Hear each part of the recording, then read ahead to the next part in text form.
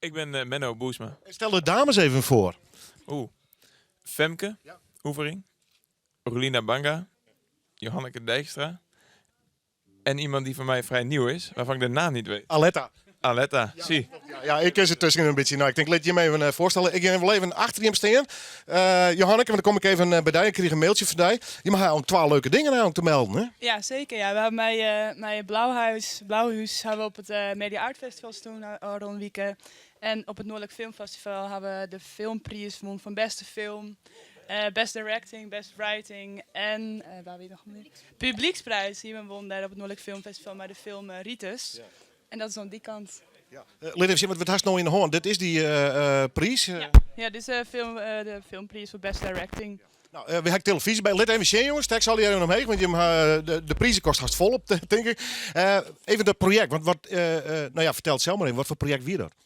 Die het 48-hour filmproject. En dan moesten we in de 48 uur filmmeidje. En hier een team van 15 man.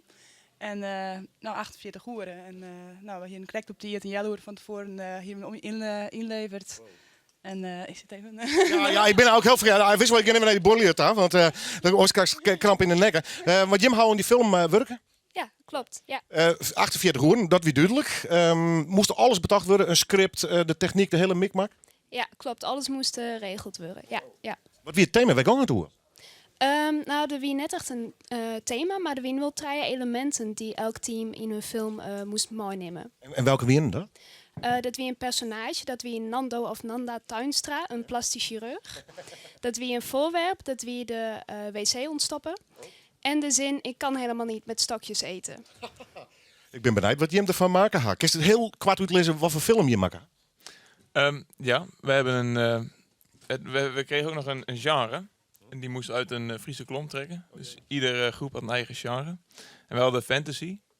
En daar hebben wij ons op losgelaten. En het is nou ja, een goede film geworden natuurlijk. Maar Even niet kwart. De plot, of nee, niet het plot. Ik bedoel het verhaal. ja. Het is de relatie tussen een vader en een zoon. En die zoon die wordt niet gezien door zijn vader.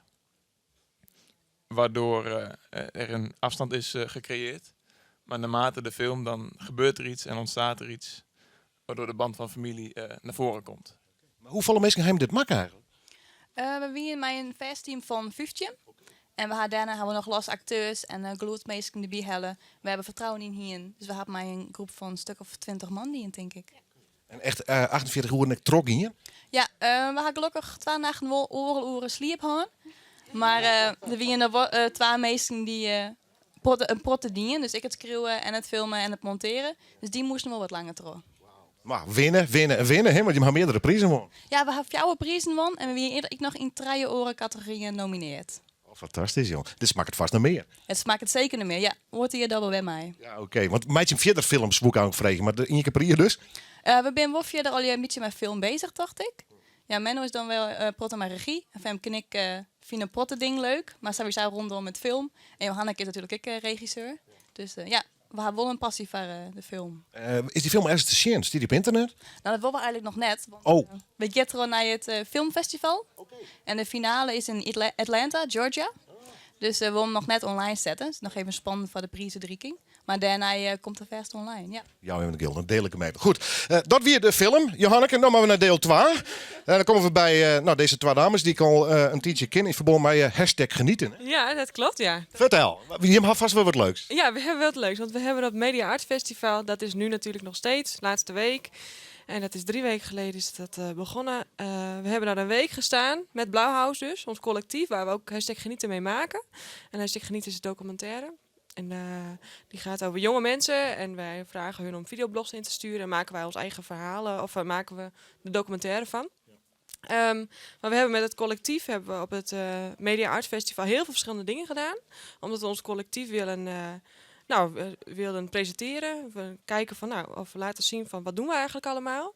Dus we hebben ook #genieten laten zien. En we hebben daar een discussie bij gehouden. Van met jonge mensen ook weer. En een paar oudere mensen ook wel. Zo van hoe gaat het in deze tijd? Waar ben je mee bezig?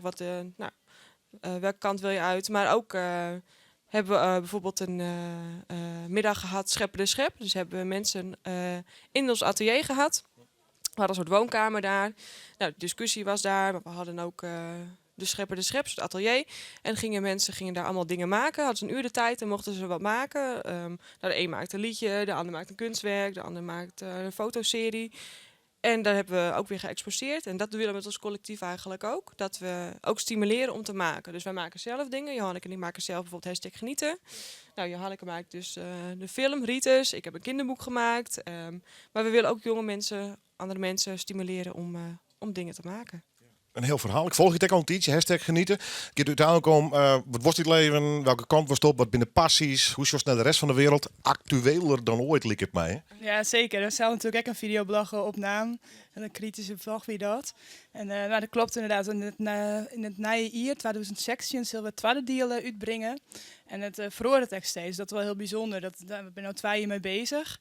En de tijdgeest verhoort en wie volg je dat eigenlijk al 2 jaar en mensen vertellen u steeds weer nieuwe dingen. Dus echt een conclusie te zoeken van dit is het, dat is moeilijk. Maar dat maakt het dus echt wel een beetje filosofisch van en discutabel. Wat is nou de waarheid en hoe zit dat nou eigenlijk? Maar juist om daar dat iepen te gooien en dat is daar hoe spreekt, vinden we interessant. Dat is eigenlijk het doel.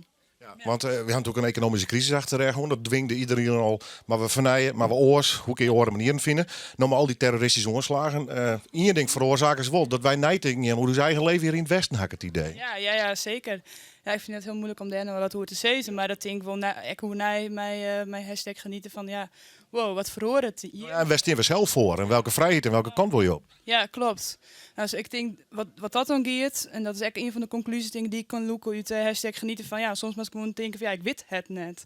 En ik weet gewoon net wat ik hier in mijn maat. En toch dat te accepteren, komt volgens mij verder dan steeds van dit of dat een heel sterke mening. Is volgens mij nou net heel erg handig om te hebben. Je met de volgende? Neem maar even hoe. Ja, via Facebook, #genieten, hebben we een eigen Facebookpagina.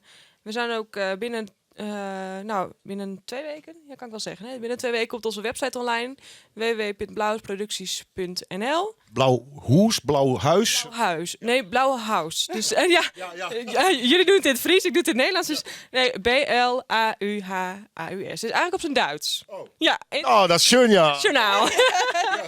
Ik heb taaltechnisch een hele minder mikje, dus laat mij geen Duits praten. Want ik ben zelfs het Fries ben ik net mee machtig, joh. Dus, Maar daar gaan we dus ook ons presenteren als Blauwhouse. En daar komt #genieten ook op. Maar voor nu zijn we nog vooral te volgen op Facebook. #genieten. Leuk doen we weer. Succes. En dankjewel. Wil je hem volgen?